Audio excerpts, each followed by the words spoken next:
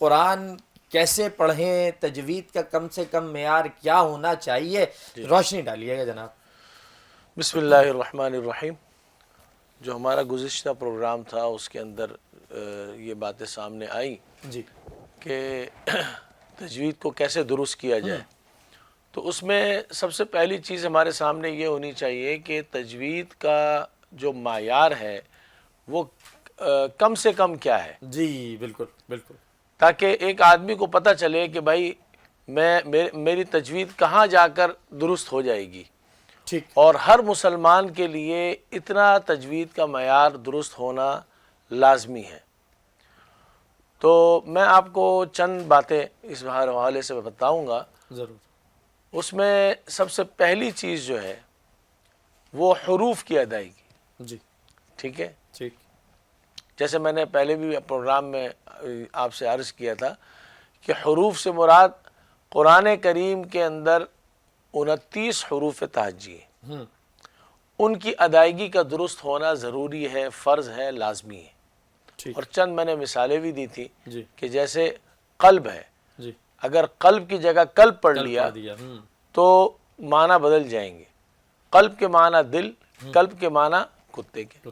ٹھیک، اسی طرح سے قرآن کریم کے حروف کی ادائیگی میں جیسے الحمدللہ رب العالمین، تمام تعریفیں اللہ کے لیے ہیں، جی اگر اس کی جگہ پڑھ لیا الحمدللہ رب العالمین تو اس کے معنی تمام ٹوٹ پھوٹ اللہ کے لیے۔ نماز کی ہر رکعت میں آدمی سورہ فاتحہ پڑھتا ہے، یقیناً تو سورہ فاتحہ کا درست ہونا، اس کی ادائیگی کا درست ہونا یہ ضروری ہے۔ ضروری ہے۔ تو سب سے پہلی چیز جو تجوید کے اندر فرض ہے جی وہ ہے حروف کی ادائیگی۔ ٹھیک، دوسرے نمبر پر تجوید کے اندر جو چیز فرض ہے وہ ہے حروف مدہ کی ادائیگی۔ ٹھیک، جیسے انک لا تخلف المیعاد، اے اللہ تو وعدہ خلاف نہیں ہے، اگر اس کی جگہ پڑھ لیا انک لا تخلف المیعاد تو اس کا معنی یا اللہ تو وعدہ خلاف ہے۔ استغفر اللہ، استغفر اللہ، یعنی لا اس کو کہتے ہیں مد اصلی، صحیح ہے نا، کھڑا زبر بھی کہتے ہیں اس کو، جی اور حروف مدہ بھی کہتے ہیں۔ جی، تو اس کو ایک الف کی مقدار کھینچنا فرض ہے، اگر آپ نے نہیں کھینچا تو معنی بدل جائیں گے۔ بدل جائے گا، ٹھیک، دو چیزیں ہو گئی۔ دو ہو گئے، تیسری چیز جو فرض ہے وہ ہے حرکات کی ادائیگی، زبر، زیر، پیش، ان کو کھینچنا نہیں ہے، جی اگر ان کو کھینچ دیا تو معنی تبدیل ہو پھر جائیں گے، تبدیل ہو جائے گا، پھر تبدیل ہو جائیں گے۔ جیسے اگر ان کو غلط پڑھ لیا تب بھی تبدیل ہو جائیں گے۔ انعمتا، تو نے ہم پر انعام کیا، انعمتو، ہاں ہم نے تجھ پر انعام کیا۔ استغفر اللہ، استغفر اللہ، کتنا یعنی کتنی بڑی غلطی ہے۔ بالکل، تو حرکات کو صحیح ادا کرنا، زبر، زیر، پیش، اس کو صحیح ادا کرنا یہ بھی فرض ہے۔ یہ تین چیزیں ہو تین گئی، چیزیں، حروف کی ادائیگی، حروف مدہ کی ادائیگی، اور تیسرے نمبر پر حرکات کی ادائیگی۔ اس کی ادائیگی کا درست ہونا ہر مسلمان کے لیے ضروری ہے، ضروری، ٹھیک، ٹھیک ہے۔ تین چیزیں اور ہیں جی جو واجب کا درجہ رکھتی ہیں، ٹھیک ہے، جیسے ساکن حرف کی ادائیگی۔ ساکن حرف کی ادائیگی کا درست ہونا ضروری ہے، جیسے حمزہ لام زبر ال، لام ساکن ہے، صحیح ہے، حمزہ میم زبر ام، میم ساکن ہے، اگر اس کی جگہ کوئی پڑھے گا الحم، اصل کیا ہے الحمد، الحمد، اگر اس کی جگہ پڑھ لیا الحم، حرکت پیدا کر دی تو بھی معنی بگڑ جائیں گے، بگڑ جائے گا، صحیح ہے۔ تو ساکن حرف کو صحیح ادا کرنا یہ بھی ضروری ہے، یہ بھی واجب کا درجہ رکھتی ہے۔ الحمدللہ رب العالمین، بہت سارے آپ نے سنا ہوگا وہ ساکن حرف کو ہلاتے ہیں، الحمدللہ رب العالمین الرحمن الرحیم، تو یہ ساکن حرف کو جو ہلایا جاتا ہے یہ لحن جلی ہے، یہ بڑی غلطی ہے۔ اچھا، ٹھیک، ٹھیک ہے۔ ٹھیک جناب، تو پہلی چیز جو میں نے آپ سے عرض کیا کہ واجب ہے جی وہ ساکن حرف کی ادائیگی ہے۔ صحیح، دوسرے نمبر پر جو چیز واجب ہے وہ ہے مشدد حرف کی ادائیگی۔ ٹھیک، مشدد حرف کو ذرا رک کر سختی اور جماؤں کے ساتھ ادا کریں گے. جیسے کہ آپ نے تشدید دیکھی ہوگی, چھوٹا سا ڈبلیو ہوتا ہے, جی جی جی تو اس کو مشدد حرف کہتے ہیں, ٹھیک. یعنی اس کو تشدید کہتے ہیں, اور جس حرف کے اوپر تشدید ہو اسے مشدد کہتے ہیں. جیسے ایاک نعبد و ایاک, صحیح ہے نا, اس کو رک کر ادا کریں گے, جی یا مشدد کو رک کر ادا کریں گے. اگر آپ اس میں رکے نہیں اور آپ نے پڑھ لیا ایاک نعبد و ایاک نستعین, تو بھی غلط ہو جائے گا.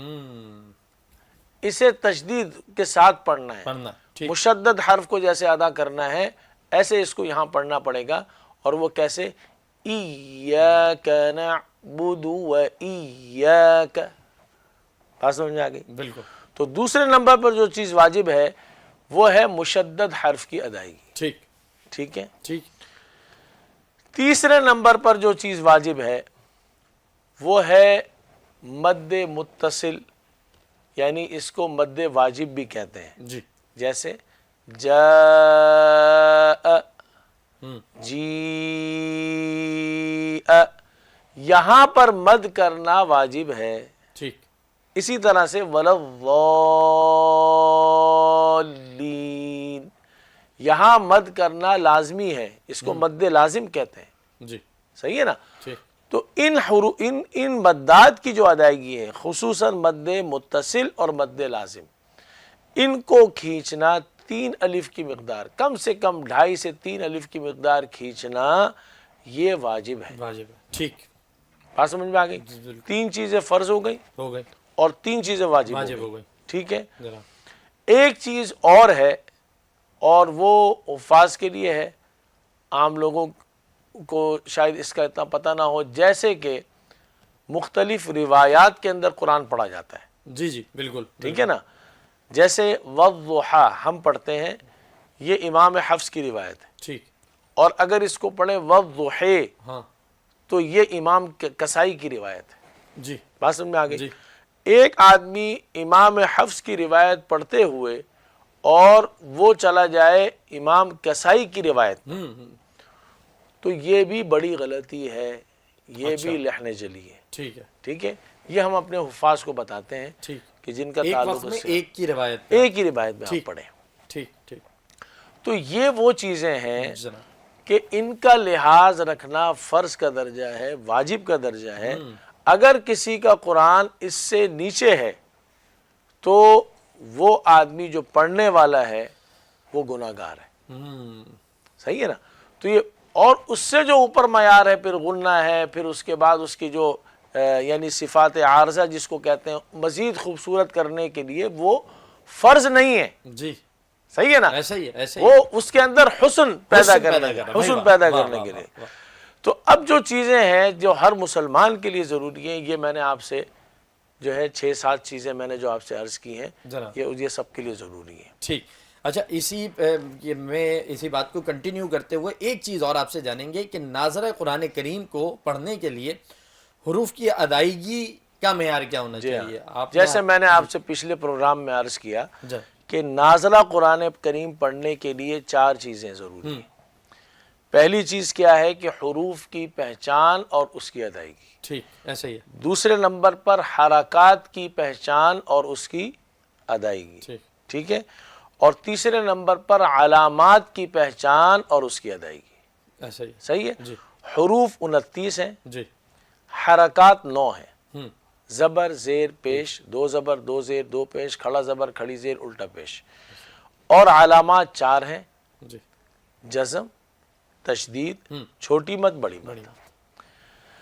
یہ اس کے اندر مہارت جس کو حاصل ہو جائے گی تو وہ ناظرہ قرآن کریم پڑھ سکتا ہے. چوتھی چیز وہ ہے ہجے, ان کو آپس میں ملانا. ٹھیک ہے نا.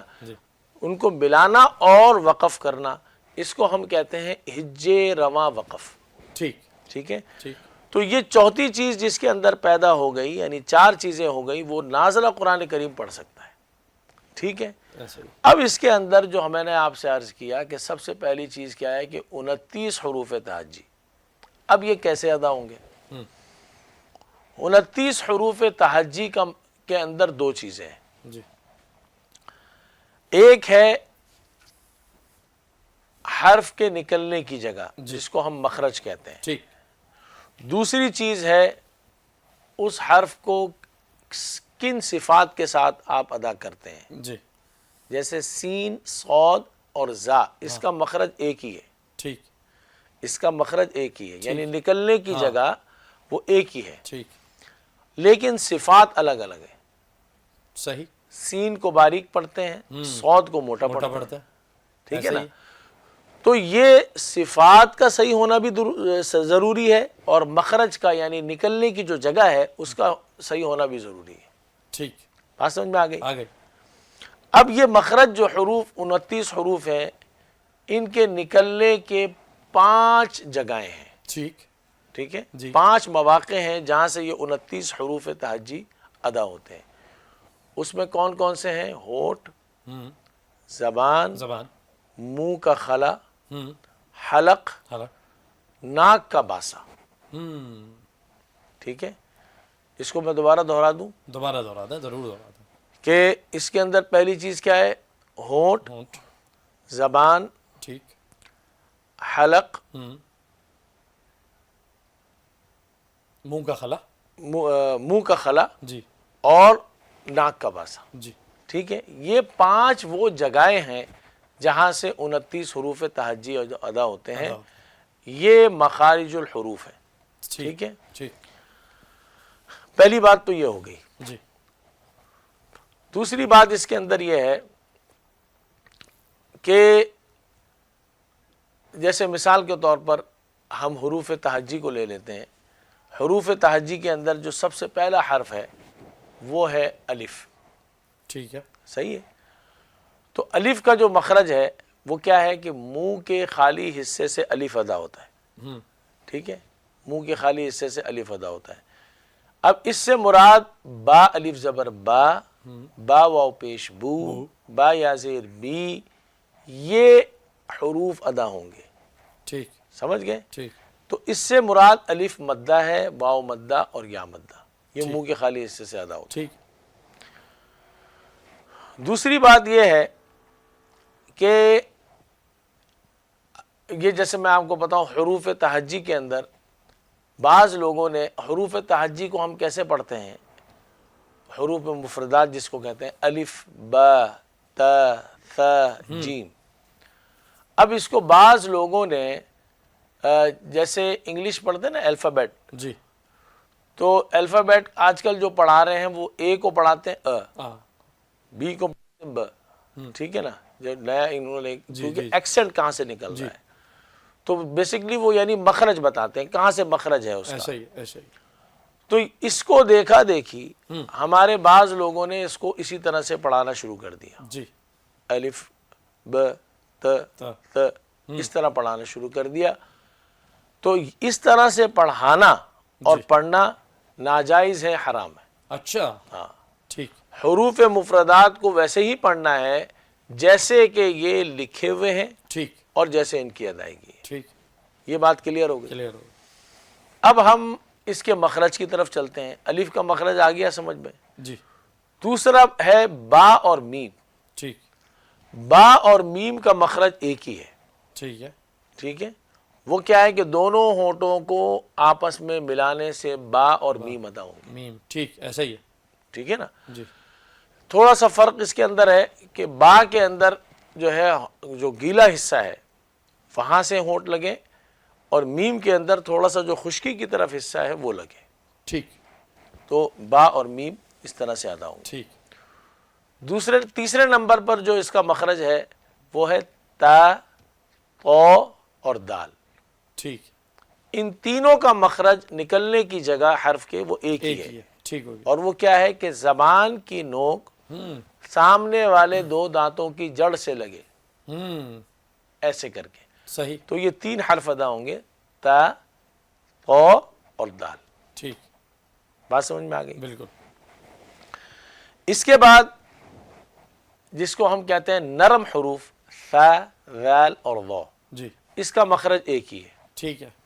اور وہ مخرج کیا ہے کہ زبان کی نوک اوپر کے 2 دانت ہیں اس کے سرے سے لگے. صحیح. صحیح ہے. تو اس سے 3 حرف ادا ہوں گے، ثا ذال اور ضو. ٹھیک، بات سمجھ میں آ گئی؟ بالکل. ہمارے پاس وہ انتظام نہیں ہے، انشاءاللہ اگلے اس میں رکھیں گے کہ اس میں دکھا بھی دیں گے. ضرور ضرور ضرور. دکھا بھی دیں گے. تو یہ نرم حروف کی ادائیگی ثا ذال اور ضو، اس کی ادائیگی ایک ہی طریقے سے ہے. ٹھیک. ٹھیک ہے. جی. اس کے بعد ہے جیم. جیم شین یا، اس کا مخرج ایک ہی ہے. اچھا. جیم شین یا کا مخرج کیا ہے؟ جی جی. زبان کا درمیان، یہ درمیان ہے نا، اس کا درمیان اوپر تالو سے جا کر لگے تو جیم شین یا ادا ہوتے ہیں. ٹھیک ہے. اب یہ میں نے جو آپ سے جو باتیں بتائی ہیں، میرے خیال ہے اسی کو اگر یاد کر لیا جائے تو کافی ہے. ہاں بہت ساری چیزیں ہو گئی ہیں. ایک تو یہ کہ ہمیں پتہ چل جائے کہ معیار کیا ہے، بالکل، تاکہ ہر آدمی اس معیار کو اپروچ کرے، بالکل، اس سے بہتر جائے. بالکل. ٹھیک ہے. مخارج الحروف جیسے میں نے ابھی عرض کیے، جی. تو یہ مخارج الحروف جو ہے نا اتنے کافی ہیں ناظرین کے لیے بھی، اور اسی پہ عمل کر لیں تو اسی بہت پہ ساری عمل چیزیں کر لیں جو تو ہے وہ بہت. سیدھی ہو جائیں گی. اس کے بعد ہم آگے چلیں گے اگلے پروگرام میں انشاءاللہ ہم انشاءاللہ. اس کو آگے پھر لے کے کوشش کریں گے جو پریزنٹیشن والا معاملہ ہے اس کے اوپر بھی انشاءاللہ اس کو کام کیا دیکھیں، جائے. اس کو لے آئیں گے انشاءاللہ اسکرین پہ آپ کو وہ بھی دکھائی دیتا رہے گا. تو آج بھی آپ نے بہت کچھ سیکھا ہوگا.